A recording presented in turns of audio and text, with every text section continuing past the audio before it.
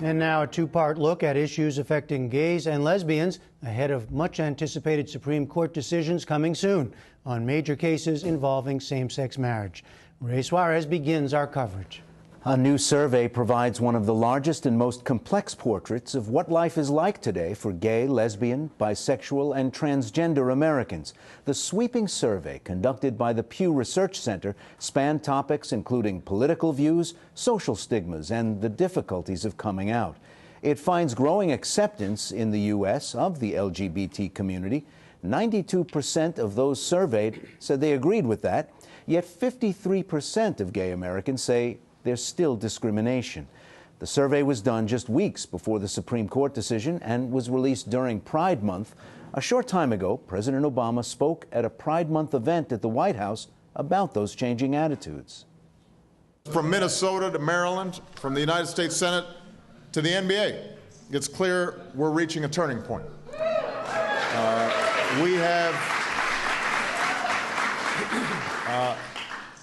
We become not just more accepting, we become more loving as a country and as a people. Hearts and minds change with time. Laws do too. Change like that isn't something that starts here in Washington, but it's something that has the power that Washington has a great deal of difficulty resisting over time.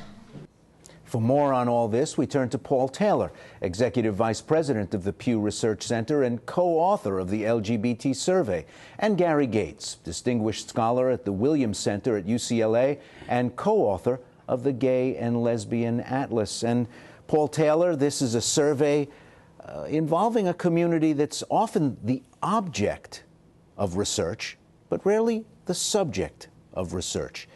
Did the LGBT Americans that you spoke to agree with what we just heard the president saying about change being underway? Yes.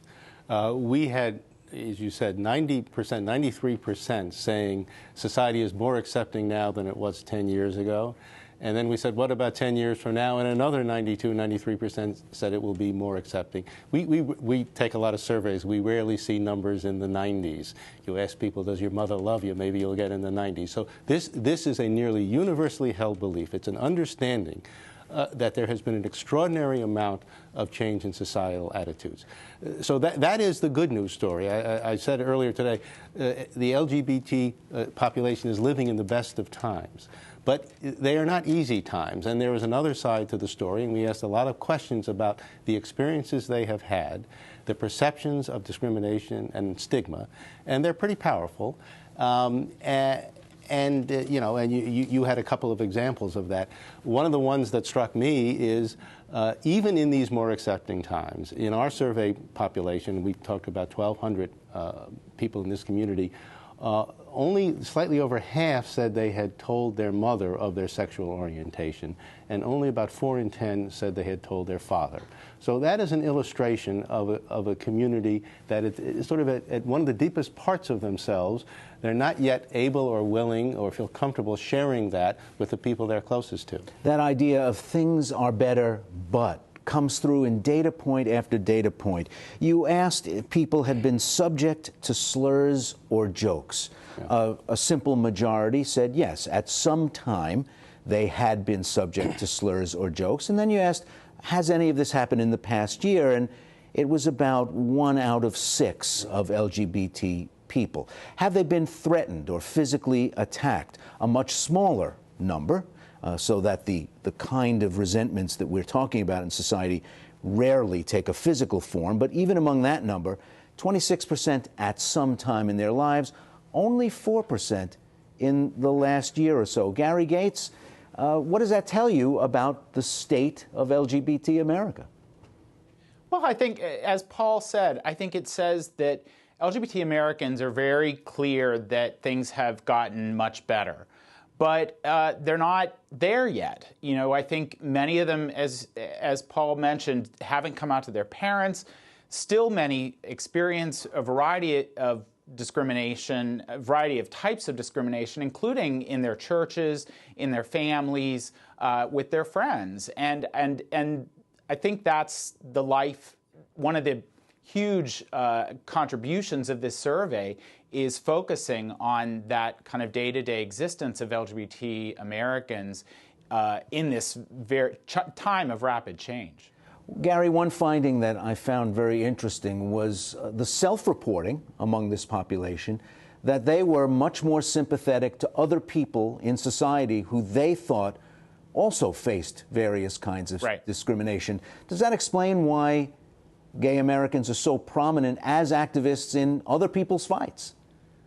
Well, I think so. I mean, I think there's no question that the experience of being stigmatized allows people to understand what that's like, and then to empathize or relate to other people who have experienced stigma. And I think that is one of the reasons why you see so many LGBT people involved in a variety of activist causes that are not necessarily LGBT specific. Paul Taylor, of course, you couldn't have done this survey without asking about marriage, and an interesting piece of data emerged there. Near universal support for legalization of marriage for gay people, 93%. Yet, 4 out of 10 say the marriage debate has drawn too much attention from other issues that gay people face. Like what? Like employment rights, like AIDS, HIV programs, like adoption rights. This is a community that has lots of issues. For political, constitutional, legal reasons, we all understand that the same-sex marriage issue has become front and center, and literally and figuratively, it has become the symbolic issue, and it obviously has very real importance as well. And the majority say, yes, it is a good thing. 60% say it's a good thing that it is the centerpiece issue, even at the expense of the other issues we care about. But a significant minority says, no, wait a minute, there are a lot of other things on the table. So, Gary, when gay people talk about their lives and think about their lives, even though they see marriage as sort of drowning out the other issues, is it a gateway issue that once you clear this threshold, some of those other things become easier? Well, I think, in fact, many LGBT people believe that that's the case. But as Paul pointed out, I think there is a bit of a challenge here from a sizable group of LGBT people who really see, for instance, workplace discrimination as something that they experience at relatively high levels, and that they believe that there should be laws that protect them from that kind of discrimination. And, and I think these data challenge us to think through all of those issues. Leaning forward, did you ask people, well, I guess you asked people also to self-report about questions you didn't ask and got, in your own words, some very touching responses? Yeah, we conducted this survey online, which we think was methodologically wise because it's a more anonymous way of doing surveys, and part of the issue here is, are you willing to come out to a survey taker? And that also gave us the ability to put little boxes as people were filling out their forms on their computer, and we asked them for their comments. Anyone jump out at you? No, but 1,000 jumped out at me. And I used to be a newspaper reporter, and I kind of know a good quote. There were 1,000 good quotes. These stories are riveting because the life these folks have led at all ages are fascinating.